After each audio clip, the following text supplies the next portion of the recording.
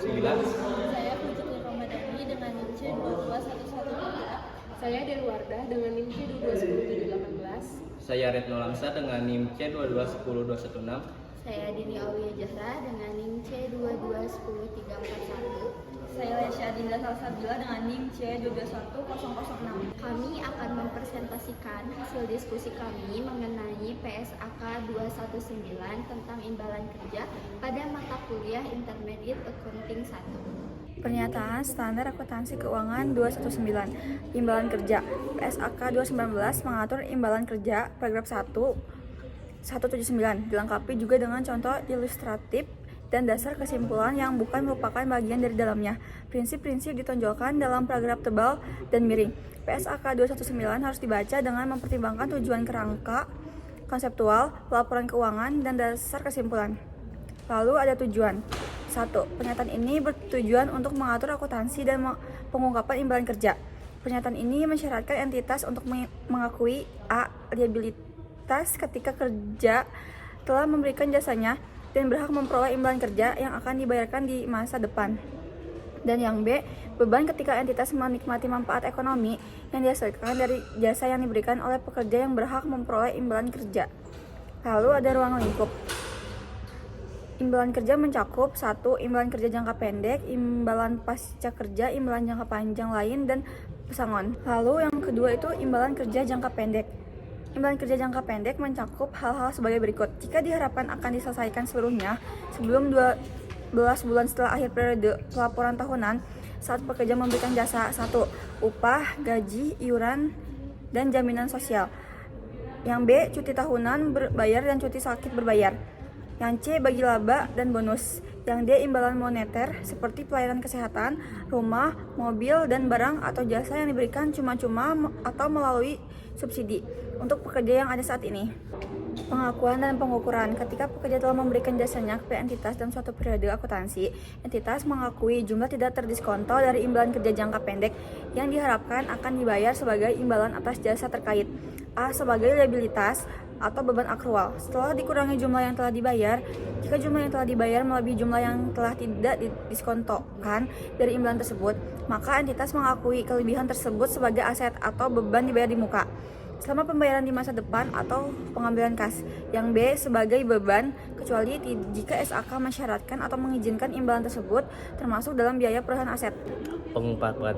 Walaupun pernyataan ini tidak mensyaratkan pengakuan spesifik mengenai imbalan kerja jangka pendek, SAK ini mungkin mensyaratkan pengungkapan tersebut. Sebagai contoh, PSAK 7 pengungkapan pihak berrelasi masyarakat, pengungkapan mengenai imbalan kerja untuk personil manajemen kunci. PSAK 1 penyajian laporan keuangan masyarakat, pengungkapan beban imbalan kerja. Lanjut, imbalan pasca kerja. Imbalan pasca kerja adalah imbalan kerja selain pesangon dan imbalan jangka pendek yang terutang setelah pajak pekerja menyelesaikan kontrak kerja. Imbalan pasca kerja mencakup hal sebagai berikut. Yang pertama yaitu imbalan purna karya, contoh pensiunan dan pembayaran lump sum pada saat purna karya. Dan yang kedua yaitu imbalan pasca kerja lain seperti asuransi jiwa pasca kerja dan fasilitas pelayanan kesehatan pekerja. Pengaturan di mana entitas memberikan imbalan pasca kerja merupakan program imbalan pasca kerja. Entitas menetapkan pernyataan ini untuk seluruh jenis program dengan atau tanpa melibatkan pendirian suatu entitas terpisah untuk menerima iuran dan pembayaran imbalan. Pengaturan di mana entitas memberikan imbalan pasca kerja merupakan program imbalan pasca kerja. Entitas menetapkan pernyataan ini seluruh jenis program dengan atau tanpa melibatkan pendirian suatu entitas terpisah untuk menerima iuran dan membayar imbalan. Selanjutnya ada program multi pemberi kerja.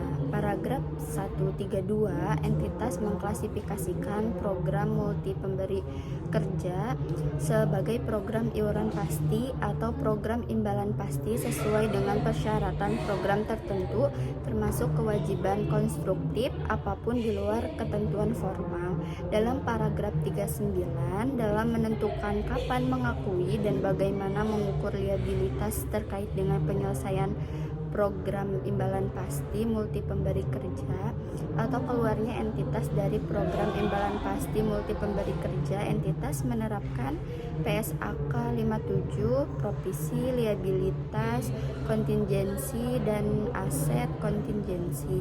Selanjutnya ada program jaminan sosial. Pada paragraf 44, program jaminan sosial dibentuk berdasarkan peraturan perundang-undangan dan berlaku untuk seluruh entitas atau seluruh entitas dalam suatu kategori tertentu, sebagai contoh suatu industri tertentu, dan dilaksanakan pemerintah pusat atau daerah atau badan lain. Program jaminan sosial. Pada paragraf 44, program jaminan sosial dibentuk berdasarkan peraturan perundang-undangan dan berlaku untuk seluruh entitas atau seluruh entitas dalam suatu kategori tertentu, sebagai contoh suatu industri tertentu, dan dilaksanakan oleh pemerintah pusat atau daerah atau badan lain, sebagai contoh badan otonom yang dibentuk khusus untuk tujuan ini, yang tidak dikendalikan atau dipengaruhi oleh entitas pelapor. Beberapa program yang dibentuk oleh entitas memberikan imbalan wajib sebagai pengganti imbalan yang dicakup KUP program jaminan sosial, dan imbalan sukarela tambahan program tersebut bukan merupakan program jaminan sosial.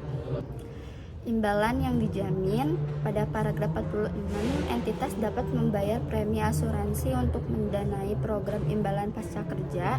Entitas memperlakukan program tersebut sebagai program iuran pasti, kecuali jika entitas akan memiliki kewajiban hukum atau kewajiban konstruktif, baik secara langsung maupun tidak langsung melalui program A untuk membayar imbalan kerja secara langsung pada saat jatuh tempo, atau B untuk membayar tambahan imbalan jika asuransi tidak membayar seluruh imbalan kerja masa depan yang timbul dari jasa pekerja periode berjalan dan periode sebelumnya. Jika entitas masih memiliki kewajiban hukum atau kewajiban konstruktif, maka entitas memperlakukan program tersebut sebagai program imbalan pasti. Selanjutnya ada imbalan pasca kerja program iuran pasti. Pada paragraf 50, akuntansi program iuran pasti adalah cukup jelas karena kewajiban entitas pelapor untuk setiap periode ditentukan oleh jumlah yang dibayarkan pada periode tersebut.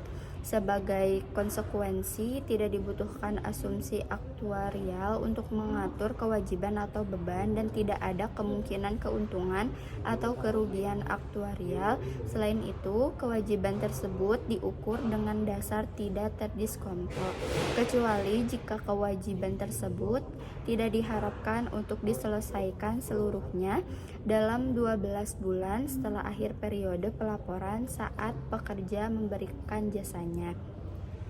Selanjutnya ada pengakuan dan pengukuran. Pada paragraf 51, ketika pekerja telah memberikan jasa kepada entitas selama suatu periode, entitas mengakui iuran terutang kepada program iuran pasti atas jasa pekerja A sebagai liabilitas atau beban akrual setelah dikurangi dengan iuran yang telah dibayar. Jika iuran yang telah dibayar tersebut melebihi iuran terutang untuk jasa sebelum akhir periode pelaporan, maka entitas mengakui kelebihan tersebut sebagai aset atau beban dibayar.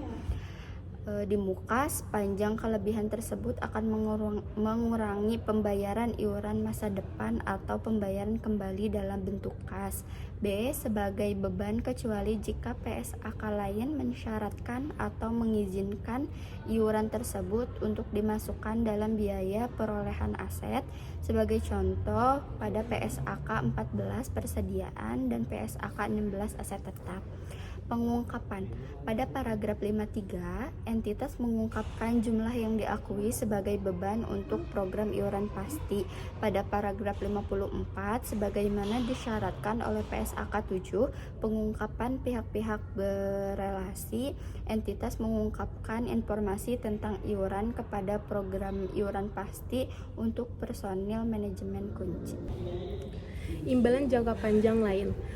Paragraf 57, imbalan kerja jangka panjang lain adalah imbalan kepada pekerja yang tidak sepenuhnya diselesaikan dalam waktu 12 bulan. Setelah akhir periode pelaporan tahunan saat pekerja memberikan jasa jenis imbalan ini diberikan kepada karyawan sebagai bentuk penghargaan atas masa kerja yang panjang, loyalitas, dan kontribusi terhadap perusahaan selama bertahun-tahun. Paragraf 59, contoh imbalan kerja jangka panjang lain meliputi A. Cuti panjang atau cuti besar, B. Penghargaan masa kerja, misalnya hadiah atau bonus setelah mencapai masa kerja tertentu, C. Bonus loyalitas atau tunjangan jangka panjang, D. Manfaat cacat jangka panjang, E. Imbalan berbasis waktu lain yang diberikan pada dasar lamanya masa kerja. Pengakuan dan pengukuran.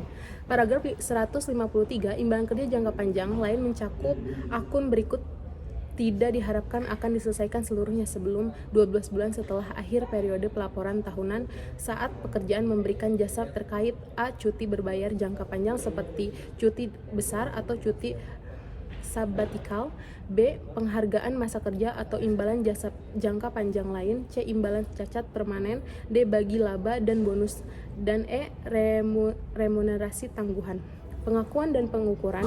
Dalam paragraf 155, entitas wajib mengakui liabilitas dan beban imbalan kerja jangka panjang lain ketika pekerja setelah memberikan jasa yang menimbulkan hak atas imbalan di masa depan pada saat jasa diberikan perusahaan memperoleh manfaat ekonomi dari tenaga kerja tersebut, sehingga harus mengakui kewajiban kepada karyawan yang akan dibayarkan di kemudian hari. Paragraf 156, untuk imbalan kerja jangka panjang lain, entitas mengakui total nilai neto dan jumlah berikut dalam laba rugi kecuali jika SAK mensyaratkan dan mengizinkan jumlah tersebut untuk termasuk dalam biaya perolehan aset. A. Biaya jasa, B. Biaya bunga neto atas liabilitas aset imbalan pasti neto, dan C. Pengukuran kembali liabilitas aset imbalan pasti neto. Dalam pengungkapan, informasi yang diungkapkan sekurang-kurangnya meliputi A. Menjelaskan jenis imbalan kerja jangka panjang yang diberikan dan karakteristik programnya, B. Dasar dan metode pengukuran kewajiban yang digunakan, misalnya metode akruaria, tingkat diskonto, kenaikan gaji, dan usia pensiun, C. Rekonsiliasi saldo awal dan saldo akhir kewajiban manfaat pasti, D. Jumlah total beban yang diakui dalam laba rugi selama periode pelaporan, E. Resiko utama yang terkait dengan program tersebut seperti resiko tingkat bunga dan resiko gaji. Selanjutnya di sini ada pesangon 159.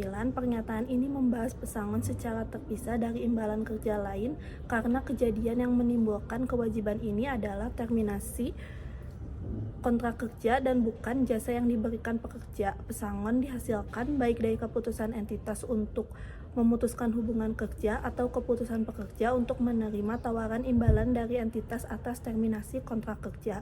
163. Beberapa pesangon diberikan sesuai dengan persyaratan program imbalan kerja yang ada saat ini. Sebagai contoh, mereka dapat menentukan oleh undang-undang, kontrak kerja atau kesepakatan bersama, serikat pekerja, atau dapat tersirat sebagai akibat dari kerja atau kesepakatan bersama. Praktek pemberi kerja di masa lalu yang memberikan manfaat serupa. Sebagai contoh lain, jika entitas membuat tawaran imbalan yang tersedia untuk lebih dari waktu yang singkat atau ada yang lebih dari waktu yang singkat antara tawaran dan perkiraan tanggal terminasi aktual, maka entitas mempertimbangkan apakah mereka telah membentuk program imbalan kerja baru dan karenanya apakah imbalan yang ditawarkan dalam program tersebut adalah pesangon atau imbalan pasca kerja.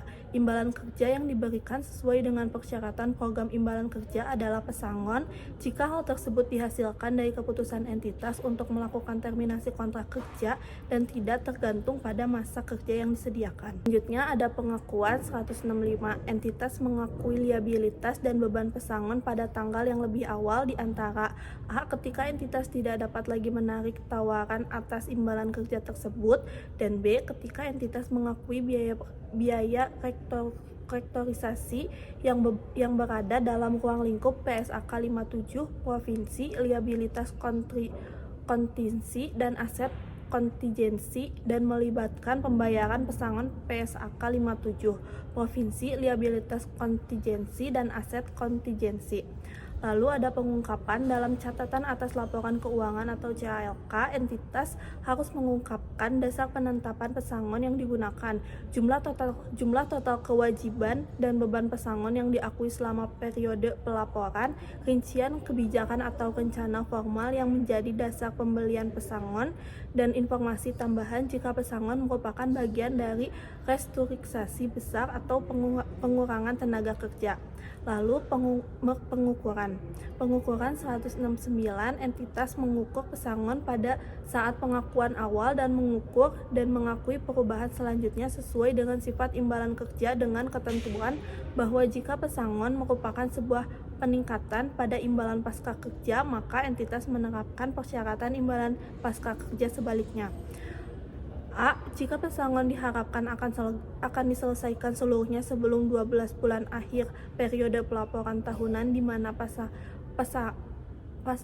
pesangon diakui, maka entitas menerapkan persyaratan untuk imbalan kerja jangka pendek. Dan B. Jika pesangon tidak diharapkan untuk diselesaikan seluruhnya sebelum 12 bulan terakhir periode pelaporan tahunan, maka entitas menerapkan persyaratan untuk imbalan kerja jangka panjang lain. Cukup sekian dari kami. Wassalamualaikum warahmatullahi wabarakatuh.